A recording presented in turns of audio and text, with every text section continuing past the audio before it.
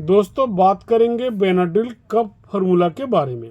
अगर आपको एलर्जी वाली सर्दी, खांसी, गले में खराश है तो आप इसे लें।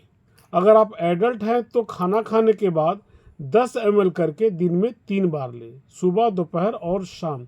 जूनियर बच्चों को 5 ml करके दिन में 3 बार दें।